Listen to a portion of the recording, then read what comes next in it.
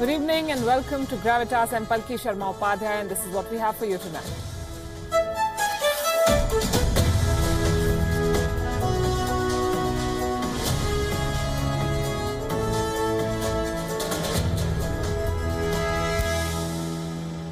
Seven Indian engineers have been abducted in Afghanistan. The first report said this was a case of mistaken identity. They would be freed soon. That was more than 40 hours back. The latest reports say the negotiations may have been stalled. The Pakistani ISI is building pressure on the Taliban to not let go of the Indians. Now look at the timing of this abduction. It comes just days after reports emerged of India and China planning a joint project in Afghanistan. Reports that no doubt upset Pakistan. On Gravitas tonight, while we track the status of the abducted Indians, we also tell you how they've unwittingly become pawns in a much bigger game. China is courting India to work on projects in Afghanistan. It wants to wean New Delhi away from Washington. The US sees this design. It is not willing to give up on a strategic ally like India, which is why, for the first time in its history, America has officially put into motion an attempt to rename its oldest unified military command. It was called the Asia-Pacific Command. They now want to call it the Indo-Pacific. The message is very clear. They're co-opting India, which is fast emerging as a kingmaker in this new great game. Pakistan, relegated to the margins, is doing what it does best, make a nuisance. Tonight, we look at how India can leverage this vantage point. I'm Palki Sharma Upadhyay. Also on the show tonight, how is Meghan Markle preparing for her royal wedding by taking protocol lessons? And why do her guests have to pack their own dinner for the big day? We'll tell you. Vladimir Putin takes oath for his fourth term as Russia's president. Among all the pomp and ceremony at the Kremlin Palace, the only other newsmaker in Moscow today was his limousine. On Gravitas Frontline, how the disputed South China Sea is turning into a sea of weapons. Iran-backed Hezbollah makes political gains in the first elections in Lebanon in 9 years. Neighbor Israel is jittery. A special report coming from West Asia. And as the battle for the state of Karnataka heats up in South India, a look at how the political discourse is becoming more vitriolic by the day. WION continues to track the latest on the abduction of 7 Indian engineers from Afghanistan's Baghlan. We're told efforts are underway from both New Delhi and Kabul to secure their release, but Pakistan may be throwing a spanner in the works. The Taliban, which has abducted these 7 Indians, has proven links to Pakistan. Yes, there are many Taliban factions, but the ISI is known to cultivate most of them. Our cover story tonight explores the inside story of this abduction and how the remote control of the civil war in Afghanistan is in Islamabad. This is Afghanistan's Pul-e-Khumri city. It falls in the city's northern Baghlan province and is a little over 200 kilometers from the capital city of Kabul. It is believed that the 7 Indian engineers kidnapped by the Taliban were abducted from this very road. New Delhi and Kabul are working overtime to secure the release of the 7 Indians. The Indian ambassador to Afghanistan, Vinay Kumar, has met with the foreign minister of the country, Salahuddin Rabbai. Afghanistan has assured that the Indian engineers are safe. They are trying to secure their release through the local tribal elders. As per an earlier statement by the Baghlan governor, the Taliban abducted the Indian workers, assuming that they were employees of the Afghanistan government. But uncertainty still continues to loom large. After the United States stepped up its offensive against the Taliban, the insurgent group has launched a new wave of terror attacks. And Afghans too are paying the price. The Taliban is known for its deep links to Pakistan's rogue intelligence agency, the ISI. Even before the Soviet invasion of Afghanistan in 1979, the ISI had been running covert programs in the country. A report published by London School of Economics in 2010 confirmed that support for the Taliban in Afghanistan was official ISI policy. This year, a report in the Washington Times claimed that terrorists from the Taliban travel freely to a Pakistani military garrison in Quetta, where they hold meetings with ISI officials. It is no secret that Pakistan is uncomfortable with India's involvement in Afghanistan. India has been involved with the economic development of the country since 2001. So far, New Delhi has pledged at least $2 billion to rebuilding effort. The Modi government last year had promised to take up 116 high-impact development projects across 31 provinces of Afghanistan. Pakistan has become jittery after US President Donald Trump called on India to play a greater role in the country. While India's commitment to Afghanistan is steady, Indian citizens remain the target of terrorist groups in Afghanistan. Bureau Report, WION.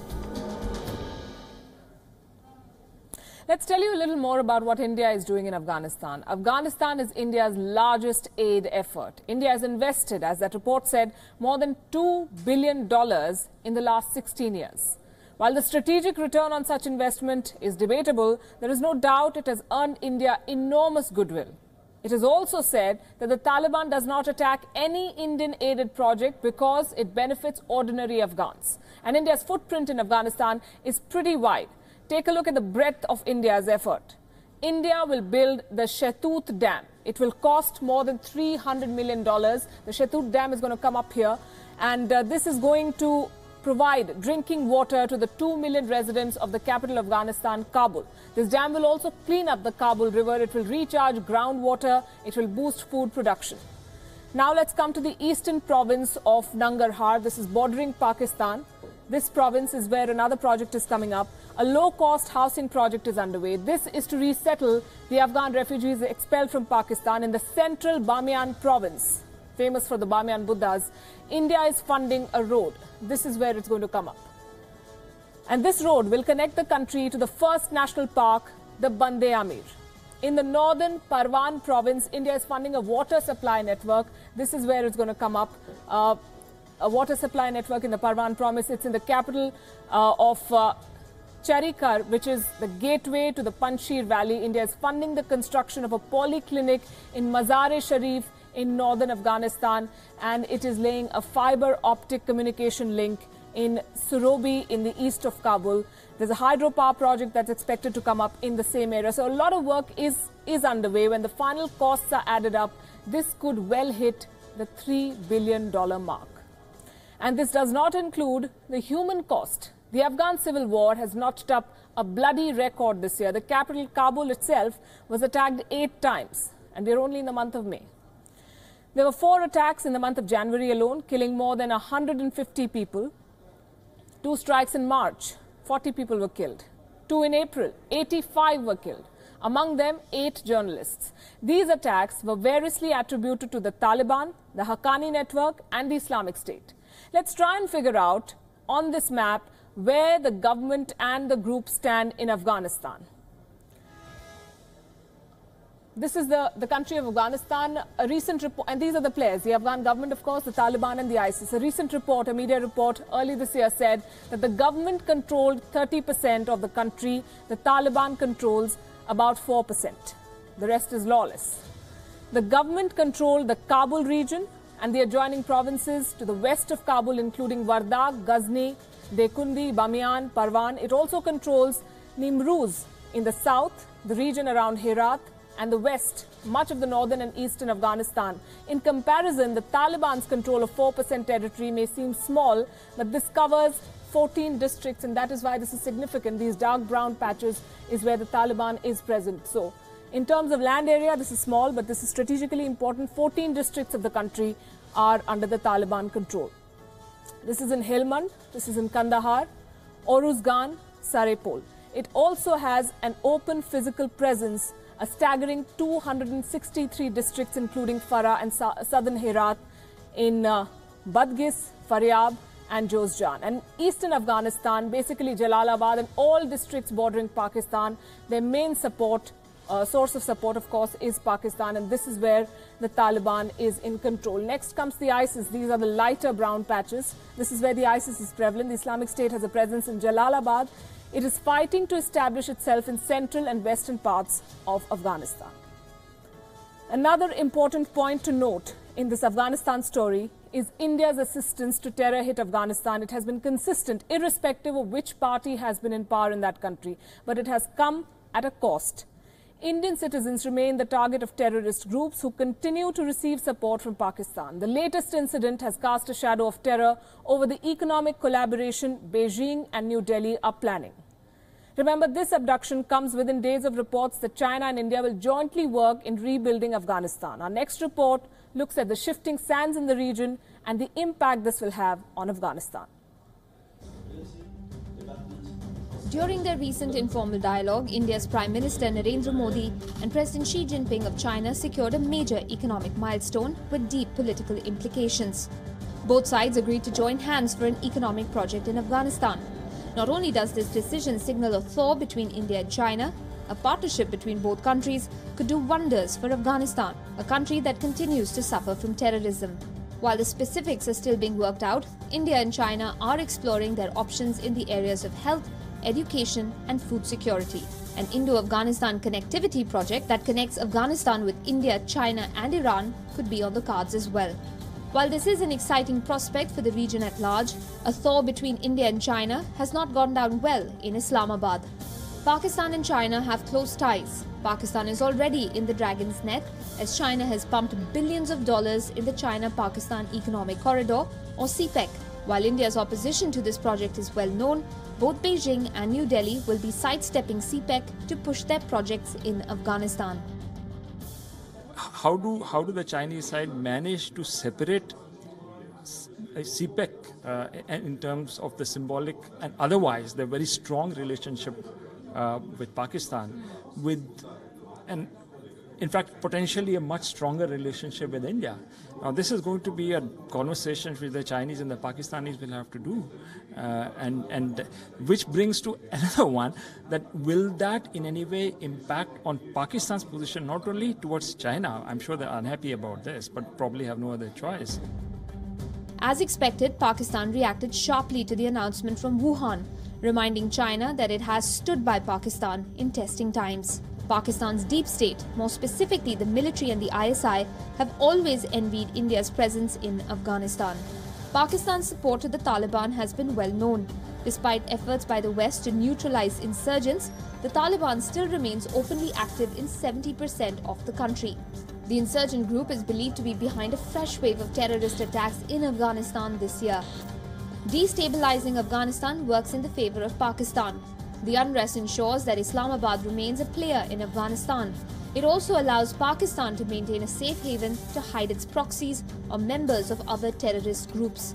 China must realize its investments will not shield its interests and citizens from the terrorist Pakistan breeds, and it would serve Beijing well to use its diplomatic heft in Islamabad to help stabilize Afghanistan. Bureau Report, WION.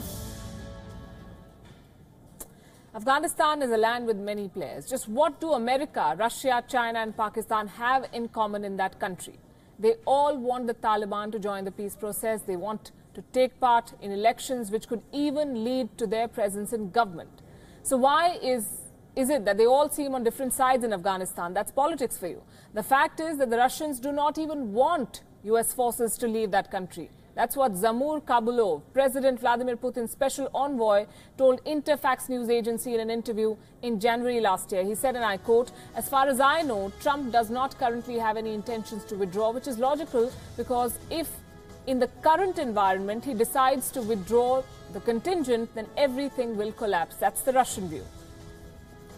Russia believes the presence of US troops in Afghanistan has distinct advantages. Russia does not need to send troops there. The US military presence will prevent the Taliban from expanding its presence. This may help Russia to steer the Taliban towards the idea of a political settlement. Russia is working through China and Pakistan. It has established communication with the Taliban. The Taliban says it will not promote Islamic radicalism in Central Asia, which is Russia's area of influence. Russia may not believe this, but dialogue enables them to keep tabs on the Taliban and influence its commanders and political figures. Next comes China. China has kept a low profile in Afghanistan, but recent reports say it is setting up a base in the Wakhan corridor for the Afghan army. This apparently is intended to help the Afghans police a corridor through which radicalized Uyghur Muslims could enter Xinjiang province in China and create mayhem. China has not indicated any public support for the Taliban, but maintains links with them. Next comes the US. Donald Trump began with wanting to get out of Afghanistan, but his South Asia strategy paper last year beefed up US troop numbers in that country, enhanced the use of special forces and resumed airstrikes and intelligence operations. He said, and I quote, "Our nation must seek an honorable and enduring outcome worthy of the tremendous sacrifices that have been made. Second, the consequences of a rapid exit are both predictable and unacceptable. Third, and finally, I concluded that the security threats we face in Afghanistan and the broader region are immense." That explained the decision to set no deadlines for withdrawal of American troops. Instead, the focus shifted to outcomes on the ground. His former Secretary of State Rex Tillerson signaled what they wanted. He said, and I quote again, "The Taliban has a path to peace and political legitimacy through a negotiated political settlement to end the war." They want to talk to the Taliban. I quote again, "We stand ready to support peace talks between the Afghan government and the Taliban without preconditions." That's America for you. Pakistan. It borders Afghanistan. It sees itself as the final arbiter of who wields power in Kabul. This it seeks to achieve by backing a variety of groups, including the Taliban and the Haqqani network. There are also rumors that Pakistan has been backing the Islamic State in eastern Afghanistan, and some of the attacks in Kabul have been at Islamabad's instigation. Apparently, the Haqqani network is the key mover and shaker for Pakistan, supplying armed fighters to the Taliban and the Islamic State. But support for such groups comes at a price. Into various factions since the death of its leader Mullah Omar became public in 2015, and Pakistan's control is less than complete. Iran is another neighbor. It is on a different wicket. It has been providing arms, ammunition, food, fuel and sanctuary to the Taliban for many years now. Iran sees the Taliban as a useful proxy force to keep the Americans engaged. It wants to undermine the entire US effort and keep the Afghan government weak and dependent. But India is also a player in Afghanistan. What does India want? India does not want Afghanistan to revert to being a terrorist safe haven and a training ground as it did during the Taliban years. It does not want Pakistan to be the dominant influence in Kabul. Publicly, India has opposed the Taliban, although insiders say that India has steadily widened its contacts with the Taliban factions. India supports the US military presence in Afghanistan. India would like them to remain. The irony, of course, is that India, the subcontinent's biggest player, does not want to raise its stakes in Afghanistan. It is shrewdly preferring to aid and educate rather than anything remotely military. And many say that this is the wisest policy.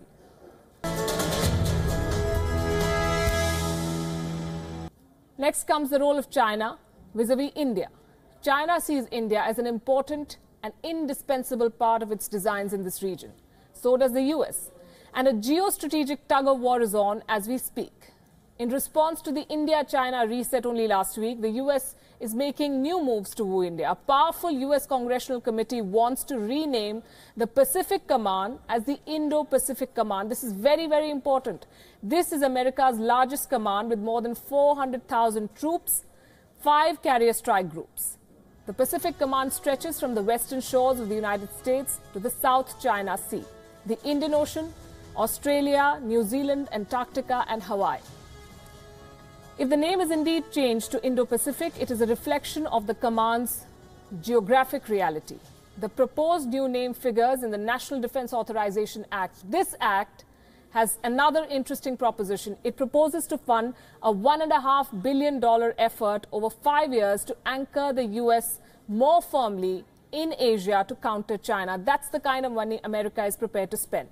This could include 2 major initiatives. One, strengthening the India-US partnership. In defense terms, this involves interaction at multiple levels, such as the India-Japan-US trilateral dialogue, the annual Malabar exercises, the newly set up quadrilateral, bringing together the US, India, Japan and Australia.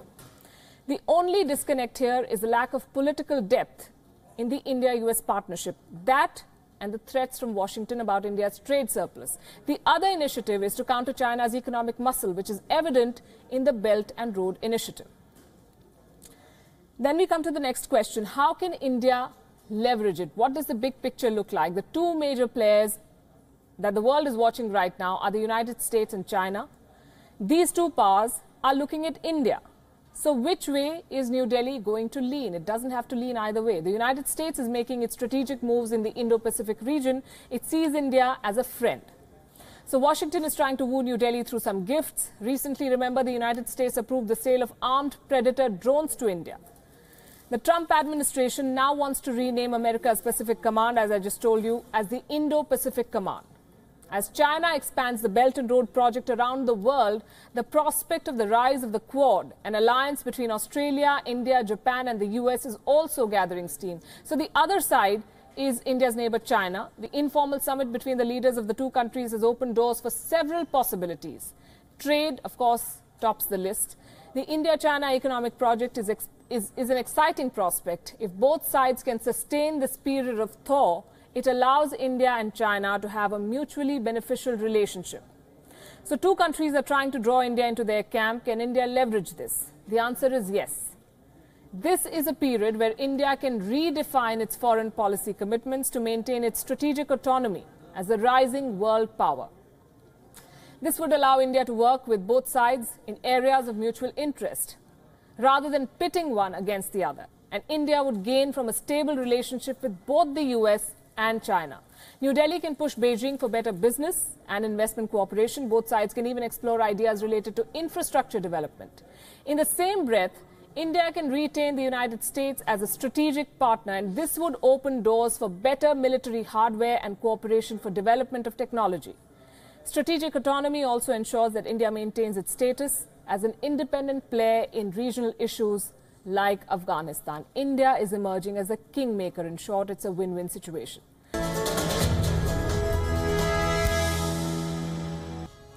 Now to what happened in Moscow today. 6,000 guests witnessed the most extravagant ceremony. Vladimir Putin took oath of office. The 65-year-old president was inaugurated, as they put it, for the fourth time at the iconic Kremlin Palace in Moscow. As the Kremlin Palace clock struck 12 noon in Moscow, the now fourth-time President Vladimir Putin opened Russia's doors to the world.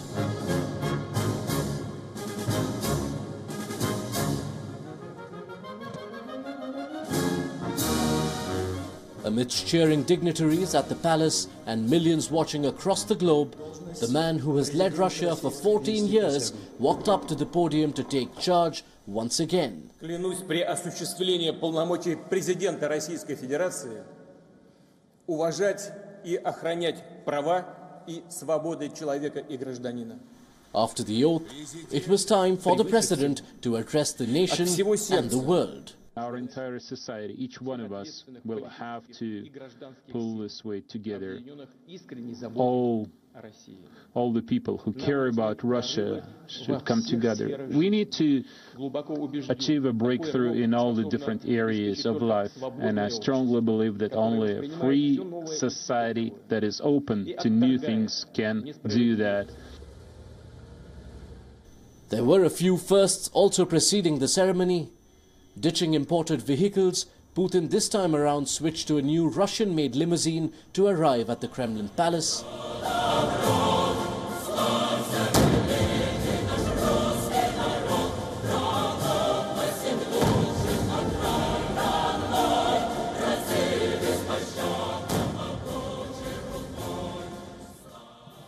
The 7th of May 2018, going down memory lane for Putin, Russia and the world.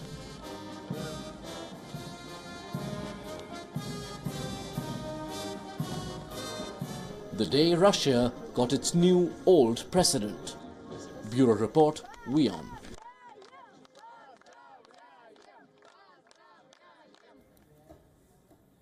He's defeated foes at home and abroad to emerge as one of Russia's most powerful leaders. Former KGB agent Vladimir Putin has come a long way since he assumed presidency 18 years ago. He's eliminated opposition at home. He's punched big on the global stage. He's made powerful enemies by annexing Crimea, launching a crucial intervention in Syria, and allegedly meddling in elections in the US. Here's a profile of the man the West loves to hate.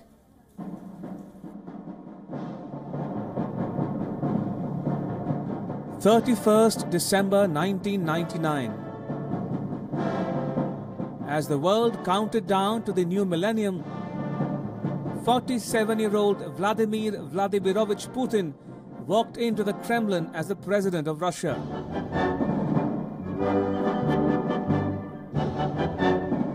It was a different era. Bill Clinton was the United States president. Jiang Zemin ruled China, Saddam Hussein was alive, and the Twin Towers of the World Trade Center in New York was still standing. But in the last 18 years and counting, Putin so cemented his hold on power that he has become synonymous with Russia. Between 2008 and 2012, when Putin stepped down to become Prime Minister to President Dmitry Medvedev, no one was in doubt as to who ruled Russia. Putin's Russia today is a far cry from the one he inherited as a former KGB spy turned politician. Since the last Russian presidential election in 2012, Putin has militarily intervened in the Ukraine and annexed Crimea. Putin has injected Russia back into the new great game in West Asia by propping up Bashar al-Assad of Syria. And what's more, Putin is credited with installing Donald Trump in the White House. On the flip side, personal and press freedoms in Russia are in peril. Dissent is not tolerated. The Russian economy is not doing as well as he would like it to, and increasingly, Putin resembles an authoritarian Tsar-like figure. In 2013, his approval ratings dropped to their lowest level in the 13 years since he came to power. But even then, he remained the lone politician of consequence in Russia. Putin makes no bones about his desire to see Russia regain its preeminent position in world affairs. He said as much in his 2000 inauguration speech. We must not forget anything. We need to know our history, know it for what it is, draw lessons from it, always remember those who created the Russian state, defending his dignity, made him a great, powerful, mighty state. In the same speech, Putin also said, I can assure you that in my work I will be guided only by the interests of the state, but there may well be mistakes. The mistakes Putin may have made in the last 18 years and how much they cost Russia and the world will only be known in the fullness of time. Ramesh Ramachandran, WION. Joining us now is WION's correspondent from Moscow, Julia Lyubova. Good evening, Julia. A gilded hall, 6,000 guests, all the pomp and pageantry that we saw today. Is this inauguration ceremony a reflection of the power that Vladimir Putin now wields in Russia? Yes, indeed. It was a lavish ceremony at the Kremlin earlier today. And of course, it was attended by thousands of guests. That included some VIPs, public figures, politicians, and even a Hollywood star, Steven Seagal, who is now a Russian citizen. So all this glitz and glamour at the Kremlin earlier, all of that was for Vladimir Putin for his inauguration ceremony. So indeed, Vladimir Putin has a firm grip on power in Russia. But of course, not everybody agrees with that. Just this weekend, hundreds of arrests were made at protests across Russia. Opposition figures Alexei Navalny led a protest in Moscow. And those people accuse Vladimir Putin of corruption and call him a Tsar, say that he's been in power for too long. Vladimir Putin has already been in charge of Russian power for 18 years, either as president or as prime minister, and now he will be in charge for another 6 years. In his address after taking oath, President Putin called for a quote-unquote breakthrough to boost Russian economy. Is that his biggest and most immediate challenge now? Yes, indeed. The Russian economy is a huge challenge for Vladimir Putin. In his inauguration ceremony, he promised to improve the lives of ordinary Russians. He promised to serve the Russian people, to safeguard rights and freedoms, and to protect Russian sovereignty. And indeed, the Russian economy, that's been Vladimir Putin's election promise. Even during his State of the Nation address earlier this year, he promised to raise living standards, to make housing more affordable, and to help those in need. And millions of people in Russia live below poverty line, so indeed that help is needed. But the question is just how Vladimir Putin going to do this? The Russian economy has been hit very hard with Western sanctions and with low oil prices. So indeed it is a mammoth task for Vladimir Putin and the government. He's 65 years old. He's now in office for a 6-year term. Will this be his last? Well, indeed, that remains to be seen. But the end of this fourth term, Vladimir Putin would have been in power of Russia for almost a quarter of a century. But of course, he's highly popular in Russia. In this election campaign, he won more than 70% of the votes, and there is indeed no serious opponent to Vladimir Putin and no serious contender to replace him. Even the popular opposition leader Alexei Navalny, well, he was banned from running for the election campaign, and it's unlikely that he will be able to enter the politics stage in Russia. So indeed, that remains to be seen just what will happen at the end of this 6-year term. Indeed. Julia Lyubova, thanks very much for joining us live from Moscow this evening. Vladimir Putin is back in office for his 4th term as president. He is in the Russian presidential office. The world is watching. Very soon there'll be a new cabinet in place. Experts and critics alike are putting their money on the new cabinet to be a stavka. Literally, that means a war cabinet. But in light of the recent US sanctions on Russia, Putin may need to bite the bullet. He may want to ease the Kremlin's ties with the White House. The first sign of his appease West approach could be the fact that Dmitry Medvedev has been retained as prime minister. It's worth mentioning here that the two forces in Russia's politics are now looking to have a common thread. The Eurasians speak for a multipolar world, what Putin was seen as a proponent to, and then there are the Atlanticists who want Russia to be accepted by the West as an equal partner. This is something that Putin, this time around, seems to be willing to experiment with. Not just that, there are reports that Vladimir Putin is considering the appointment of the former Minister of Finance, Alexei Kudrin, to high office. Kudrin may get a post in the presidential administration and assume Prime Minister Dmitry Medvedev's economic powers. The reshuffle might contribute to restoring Russia's relationship with the West and in turn strengthening the country's economy. Now to another big ceremony that the world is waiting for. If you thought a royal wedding was just glitz and glamour, fancy gowns and castles, think again. Marrying into the royal family is not a cakewalk. Meghan Markle and Prince Harry's wedding breaks several traditions, but there are some rules that even a royal bride cannot break. Take a look.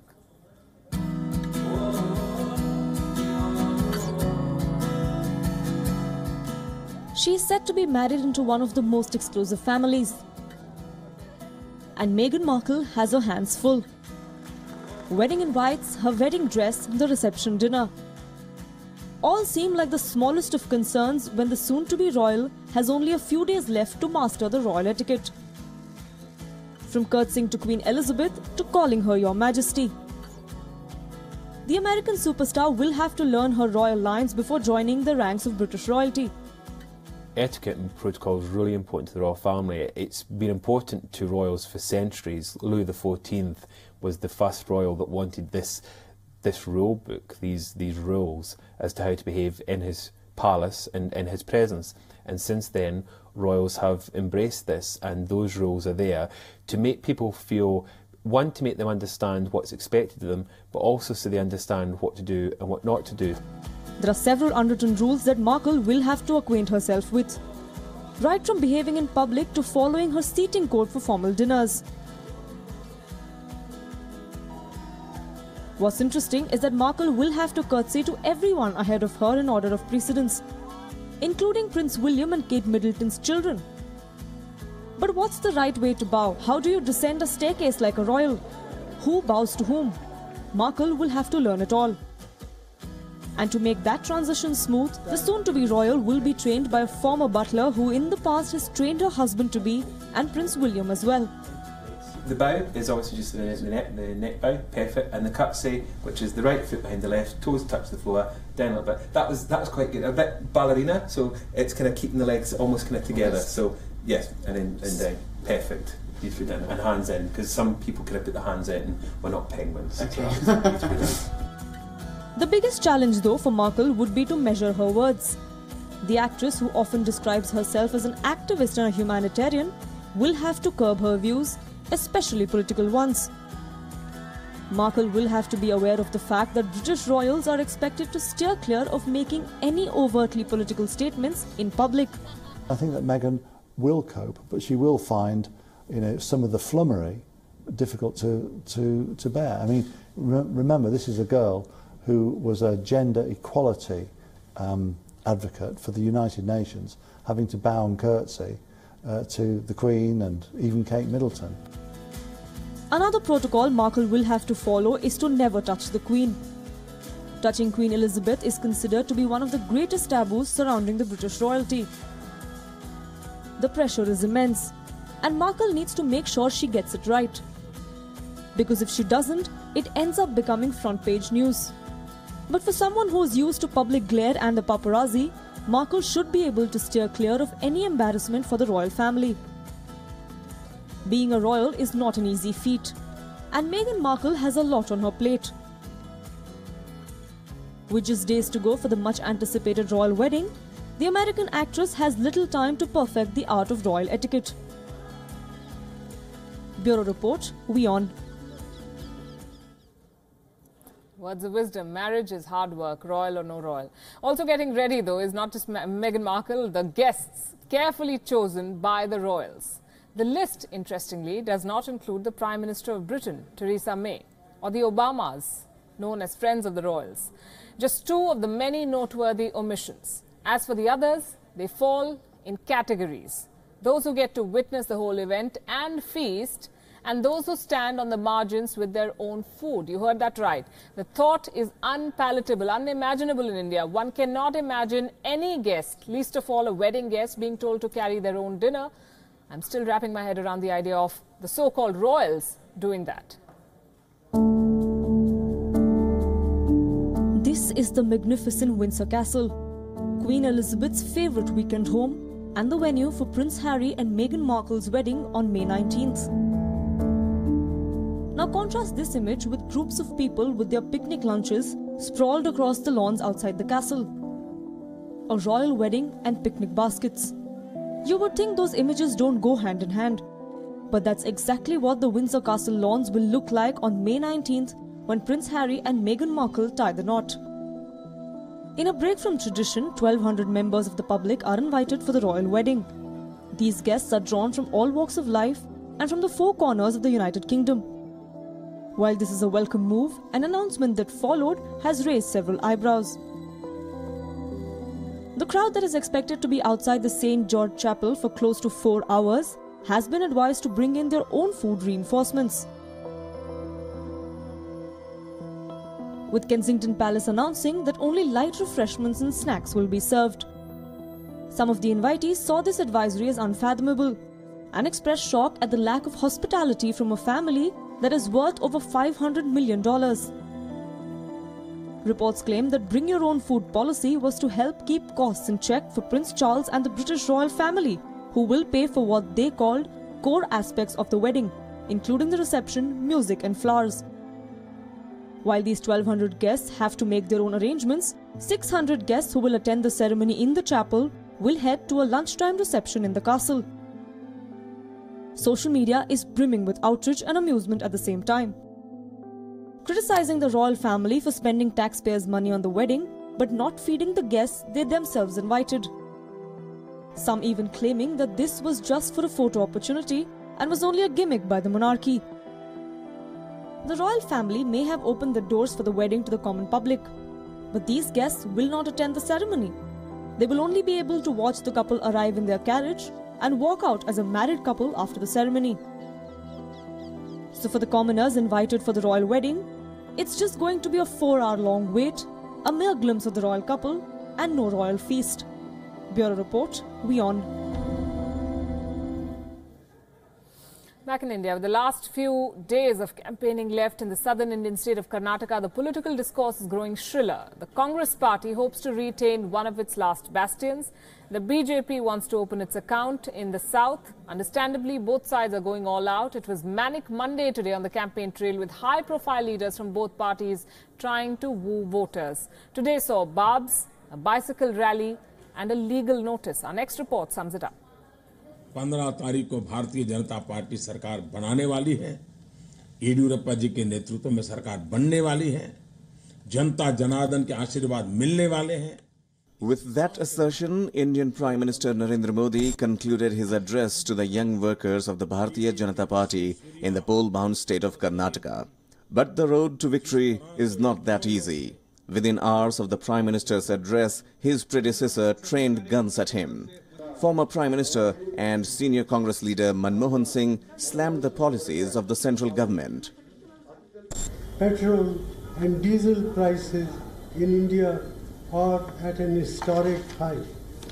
This is in spite of lower international crude oil prices because the Modi government chooses to levy excessive excise taxes instead of passing on the benefits of low prices to the people. The Modi government has sought to punish our people. In a carefully coordinated campaign, the president of the Congress party took to the streets of Kolar district in Karnataka, his choice of vehicle being a bicycle as a mark of protest against the spike in fuel prices. Modi ji ने कहा है कि येदियुरप्पा जी उनके chief ministerial candidate हैं. येदियुरप्पा जी is the most corrupt chief minister that this country has ever seen. Reddy brothers are the most corrupt people that this country has ever seen. Modi ji को समझाना चाहिए ये रेड्डी ब्रदर्स जो हैं और येदियुरप्पा जी हैं, इनकी ये रक्षा क्यों कर रहे हैं. While the economic policies of the BJP was being leveraged as a pole plank by the Congress, which is in power in the state, the BJP resorted to corruption allegations against the incumbent Chief Minister Siddaramaiah. Siddaramaiah's diamond-studded watch was back in focus. The BJP accused him of aiding, abetting and promoting crooks in return for expensive favors. The allegations outraged the Chief Minister of the state. Siddaramaiah has sent a legal notice to the BJP and Prime Minister Narendra Modi. With just a few days of campaigning left, the two parties are not holding back their punches in the race, which could be a test for both the BJP and the Congress in the run-up to the general elections next year. Bureau Report, WION. And now time for Gravitas Frontline. Islands in the South China Sea are home to some of the most beautiful coral reefs in the world. But the uninhabited blocks of land hold great potential for tourism. These are also islands that are turning into heavily militarized forts. Multiple powers with vested interests are making inroads in this region. Here's more.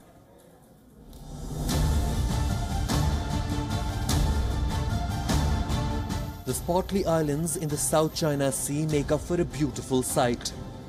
But the blue waters are close to becoming the next war zone. China has now deployed missiles on 3 islands of the archipelago.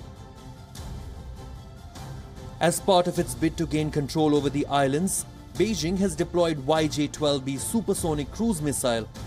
The anti-ship missile can strike surface vessels within a radius of 295 nautical miles. The archipelago has also been equipped with the HQ-9B surface-to-air missile, which can target aircraft, drones and cruise missiles within a radius of 160 nautical miles. Its expansionist policies in the region are also in full swing. Beijing has completed work on almost 72 acres of land in the region in the last 1 year.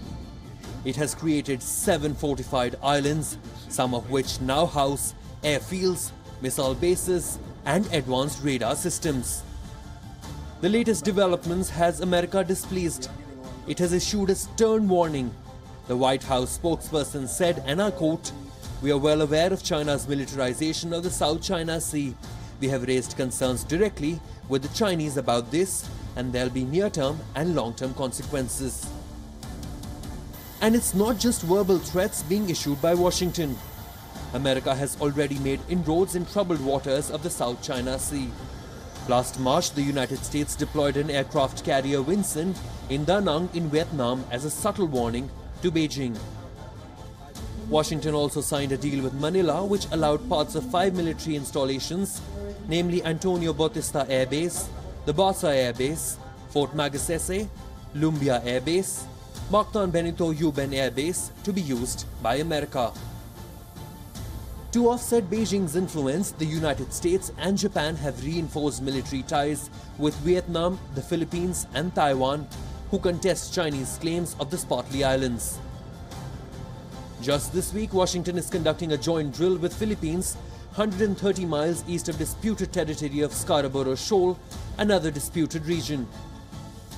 I think there is a steady state of change in any theater in any region. And we will pay attention to those and deal with those. But the exercise is not designed the exercise has really very little to do with recent developments in theater. As part of the drill, the troops will be targeting a fictitious army. But it seems that the United States and the regional powers know who the real threat is. Bureau Report, WION. Lebanon held its first election in 9 years, with preliminary results showing the Shia militia party Hezbollah and its allies poised to win.